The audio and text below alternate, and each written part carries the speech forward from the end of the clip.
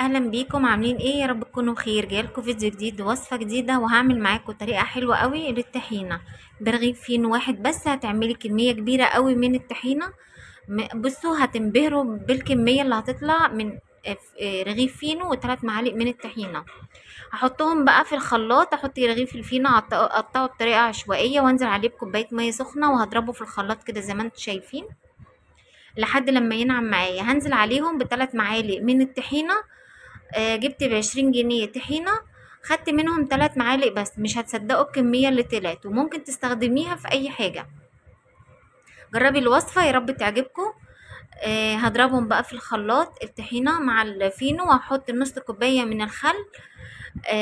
لازم تحطي خل علشان تديكي المزازة اللي انت بتجيبيها من بره.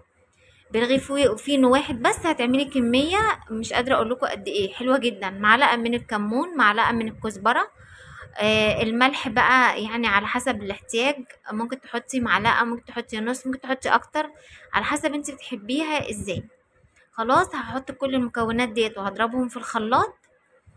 وبعد كده بعد لما اضربهم في الخلاط هجيب معلقة من التوم.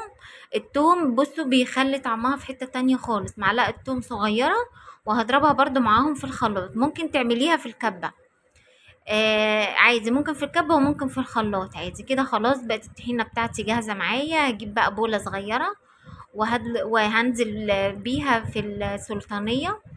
عملت منها سلطانيتين، يعني دي واحدة وواحدة كمان هوريها لكم دلوقتي. اشتركوا بقى في القناة علشان تشجعونا ننزل فيديوهات كتير. ادي بقى البولة التانية. عايزة اقول لكم كمية حلوة قوي، وكل لما بتسيبيها بتتقل، يعني انت لو سبتيها في التلاجة هتتقل معاكي. وكده الفيديو بتاعنا معانا يكون جاهز. يا رب يكون الفيديو عجبكم. ما تنسوش بقى تشتركوا في القناة، ومع السلامة اشوفكم في فيديو جديد.